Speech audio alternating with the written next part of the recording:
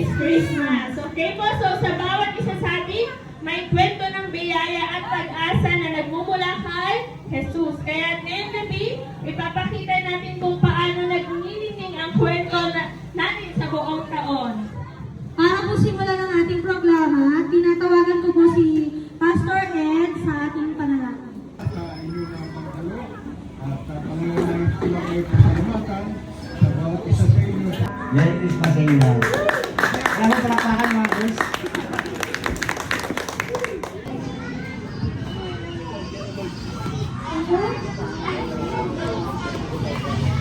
Para celebrate po birthday. Yes. Di ba po, alam natin na si Kuya, thank you Kuya Toy, thank you kids. Alam natin na si Jesus ang author ng love.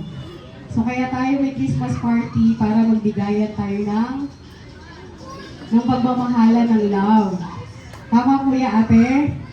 So, yun yung puso natin, yun yung goal natin. Kaya tayo nag-share, kaya tayo nagbibigay, kaya tayo nagsasama-sama para maipakilala natin si Jesus sa pamamagitan ng pagbibigay at pagmamahala natin sa bawat isa. Ngayong gabi. Ha, mga Kuya Ate? Opo.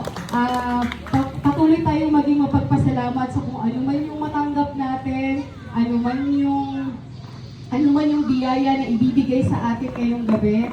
Sana kahit maliit o malaki, yung puso natin, ipagpapasalamat natin lahat yun sa Panginoon.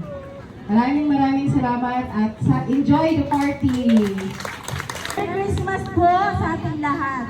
So kanina, salamat sa mga nagsalita, no? Yung Ibig ka, O Diyos, ang aming alay ay pagsamba, kalwalhatian, buong karangalan, kapangyarihan mo'y walang katulad.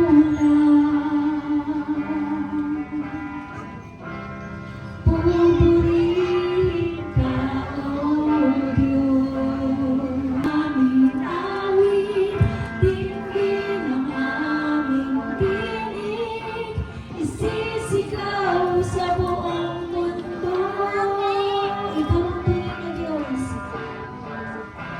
Ikaw ang tunay na Diyos. Ika'y walang katulad. Ika'y nag-iisa. Ikaw lamang, wala nang iba. Sa'yo ang aming ay inaalay. Bukas noon, ngayon, magpakailanman, luwalhatiin ka. Minsan pa sabihin natin sa Diyos, katapatan mo, O Diyos, tunay at dakila.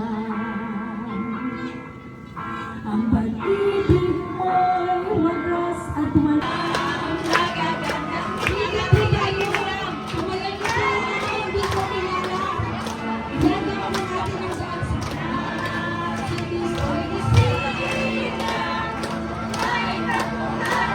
ikot mo!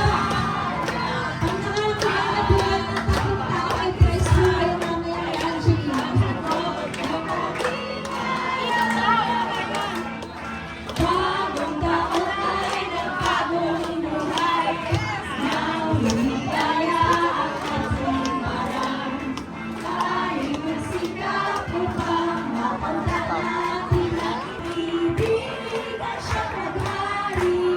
Araw-araw ay magiging Pasko lagi ang salito, ang salito ng pagparito, hihingi ko ng aginaldo, kung sakaling kami perwisyo, pasensya na kayo kami ng Pasko. Pasko naman, Pasko naman, okay tuloy na araw, Pasko ang pagkaan, tila bagong kayo. Magandang gabi po sa inyo lahat. O, para wala po ang kausap pa. Magandang gabi po sa inyo lahat. Kayo po ba ay excited na? Dahil ilang araw na lang ay Pasko na. Kanina, kanta po tayo ng ay Pasko'y sumapit. Talagang dapat po tayo maging masaya. Simple sila nagsalita. Ang sabi na sa mga pastol, huwag kayong matakot. Ang sabi po doon, meron ako magandang balita Panginoon. Lahat po tayo nandito, mahal ng Diyos. Sabihin siya kami nyo, mahal ka ng Diyos. Ano ibig sabihin dito? Nung narinig ng mga pastol, ipinagkalat mo nila ang mabuting balita ng kaligtasan. Ano po na? Bakit? Pag hindi nabigay ang bonus, ano pa? Pag walang bago sapatos, pag walang bago, hindi masaya. Tama po ba? Kaya ngayon, itatama po natin ang tamang pananaw sa Pasko para maging lalong merry ang Christmas po natin. Una, tandaan po natin ang Pasko ay para sa Panginoon. Si Jesus is the reason for the season. Hindi po si Jollibee, hindi po si Santa Claus, kundi si Jesus ang dahilan ng Pasko. Pangalawa, pamilya, dapat nagkakaisa, nagkakabuklod, hindi po dapat sila napaghihiwalay. Although may mga pagkakataon naman po, at ang huli ay pag-ibig. Pag-ibig ang dahilan kung bakit may Christmas. Sabi po sa Juan 3:16, dahil na lamang pagsinta ng Diyos sa sanlibutan at binigay niya kanyang bugtong na anak. Ang sino mo sumampalatayan, di mapahamak bagkos, magkaroon ng buhay na walang hanggan. Dahil sa pagmamahal ng Diyos, bagamat ang tao ay nagkasala, pero ang Diyos na bigyan ng inisitibo, na isa pa ang lumapit para ma-reconcile po tayo. Ganyan. Laksan niyo po! Oh. Kung gusto niyo maging merry, alam ko naman, minsan nagpapasaya sa atin pag meron tayong tinanggap.